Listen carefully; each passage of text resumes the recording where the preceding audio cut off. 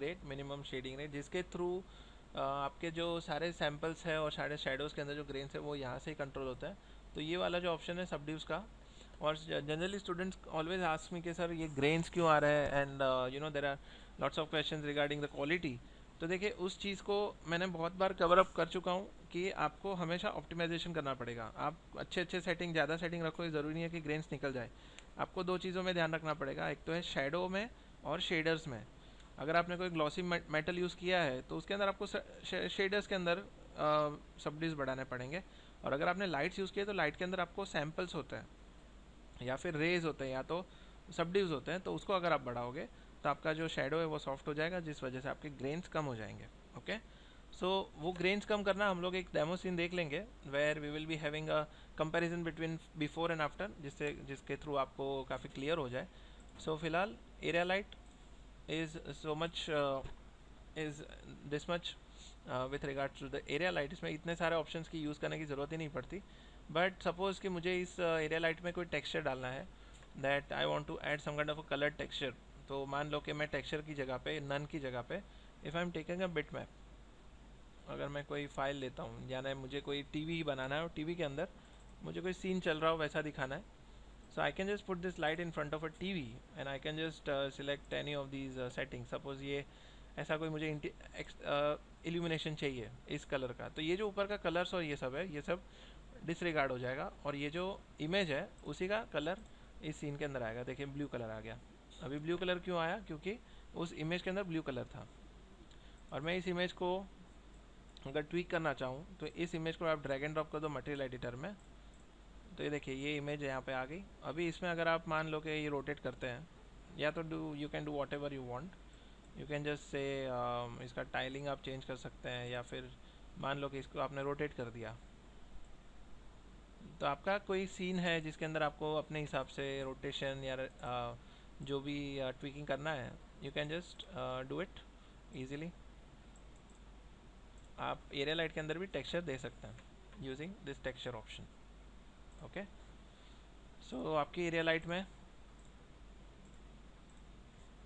और एक जो चीज़ जो सारी लाइट में होती है वो होती है इंक्लूड एक्सक्लूड। इसका मतलब ये कि इस लाइट में से मान लो कि मुझे ये टीपॉट हटाना है और मुझे सिर्फ प्लेन को इल्यूमिनेट करना है, I can just select the light, I can go to exclude, और मैं एक्सक्लूड में ये करूँगा मुझे कौन सी चीज़ नहीं लाइट करनी है। I don't want to keep that light on to that object. तो मैं अगर टीपॉट को एक्सक्लूड कर देता हूँ, मतलब कि मेरी लाइट इसको इल्यूमिनेट नहीं करेगी, तो अभी ये होगा कि मेरा सिर्फ जो प्लेन है वही इल्यूमिनेट होगा और जो टीपॉट है वो इल्यूमिनेट नहीं होगा। अभी ये जो इल्यूमिनेशन आ रहा है that is because of global illumination.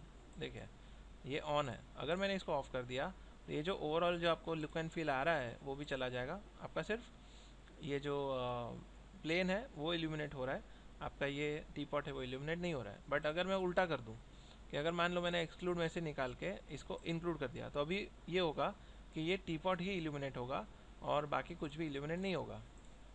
देखिए अभी प्लेन चला गया और टीपॉट इल्यूमिनेट होना शुरू हो गया। तो इसमें काफ़ी सिंप्लीफाइड तरीका है that how you can illuminate your objects easily.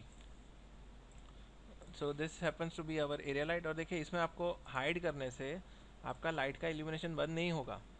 Unlike Maya, you cannot hide your light and switch off the illumination. In order to switch it off you have to go to the attributes and यहाँ पे जो on है उसको of कर दो। Okay, ये of होगा तब जाके यहाँ पे इल्यूमिनेशन बंद हो जाएगा। सो डू नॉट अज्यूम कि आपने अगर लाइट को हाइड कर दिया तो अभी भी लाइट क्यों दिख रही है, ऑब्वियसली बिकॉज आपने यहाँ से इसको ऑफ नहीं किया है। So you can just switch it on and off. Okay, तो I am deleting this light for now. Now let's move on to the other light which is V-Ray light का आपका जो डोम है। नाउ डोम का मतलब कि it is covering the area from all the sides apart from GI। This is an alternative. अभी इसमें और इसमें फ़र्क ये है कि इसके अंदर आपको बहुत सारे ऑप्शन दिए जाते हैं जिसके अंदर आप HDRI यूज़ कर सकते हैं। आप HDRI इसमें भी यूज़ कर सकते हैं, आप HDRI इसमें भी यूज़ कर सकते हैं, लेकिन कंपेरेटिवली इसमें आपको थोड़े ऑप्शन ज़्यादा मिलेंगे, इंक्लूडिंग एक्सक्लूड इंक्लूड ऑप्शन मिलेगा और ये सारी चीज़ें मिलेंगी। So it's up to you whether to use a dome light और यूज़ अ GI एनवायरनमेंट।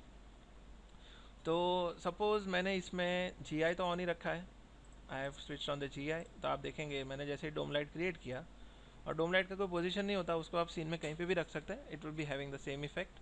तो देखिए डोम लाइट का आपको इफेक्ट मिल गया। अगर मैं डोम लाइट ऑफ करता हूँ तो यहाँ पे कुछ भी नहीं दिखेगा।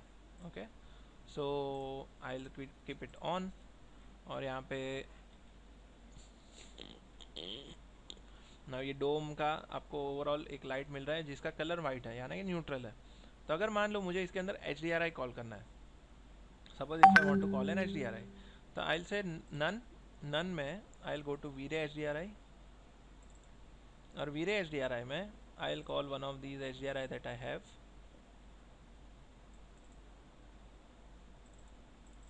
Suppose if I am calling one of the studio HDRs, studio 20, तो अभी ये होगा कि मेरा जो ये HDRI है वो यहाँ पे काम करना शुरू कर देगा। और दूसरा, मुझे उस HDRI को स्फेरिकल फॉर्म में कन्वर्ट करना है, यानी कि फ़िलहाल देखिए ये जो वीरे HDRI है इसका मुझे कोई कंट्रोल नहीं मिला है, I am not able to tweak it, मैं इसके अंदर कुछ चेंजेस नहीं कर पा रहा हूँ। तो मुझे उसका रोटेशन या उसका जो ट्रांसफॉर्मेशन है वो मुझे चेंज करना हो, तो I will just drag it and drop it over here. और फिलहाल देखिए इसका नाम है ओके, दिस इज़ स्टैंडर्ड। इसमें कभी कभी ये होता है कि 3D Max स्टैंडर्ड करके होता है जो कि प्रॉपरली रैप नहीं करता अपने सीन के अंदर, तो आपको इसको चेंज करके स्फेरिकल करना होता है। Always make sure that your mapping type is spherical, तब जाके इसका जो इल्यूमिनेशन है वो यहाँ पे आना शुरू हो जाएगा। अभी आपको लगे कि इसकी इंटेंसिटी काफ़ी कम है तो you can always increase the multiplier में आप बढ़ा दो इसको 5,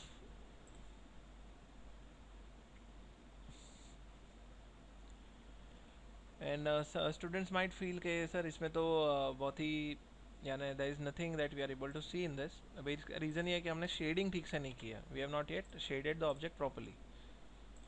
तो अगर मान लो कि मैंने इसको ऑब्जेक्ट को अगर कोई मेटेलिक मटेरियल दे दिया यूजिंग वीरे मटेरियल, और इसको मैंने रिफ्लेक्टिव बना दिया, and if I am giving it some kind of a color,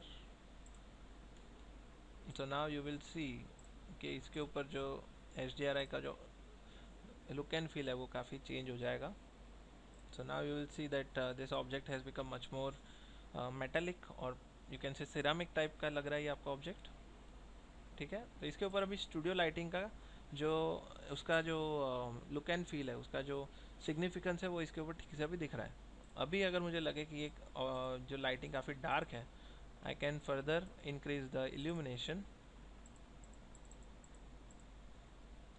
I will press H to simplify my selection, V-Ray light dome light, और इसको मल्टीप्लायर आई विल से 35, जो काफ़ी ब्राइट होगा, but it will serve the purpose. और देखिए पीछे जो आपको इसमें HDRI दिख रहा है, अगर आपको इसको नहीं देखना व्यू पोर्ट के अंदर, तो you can just switch on the invisible option, आपको सिर्फ ऑब्जेक्ट दिखेगा, आपको वो HDRI पीछे दिखना बंद हो जाएगा। So now if you want to change the HDRI, आपको क्या करना है कि मटेरियल एडिटर में जाना है। मटेरियल एडिटर में जाके you can select any other HDRI। Suppose मैं इसमें कोई दूसरा HDRI लेता हूँ, इसमें I think I will select this one. तो अभी ये होगा कि आपका जो HDRI का जो लुक एंड फील है वो चेंज हो जाएगा as per the image that you have selected. So any object that you find, I think you can just pick it up and you can just start playing around with it.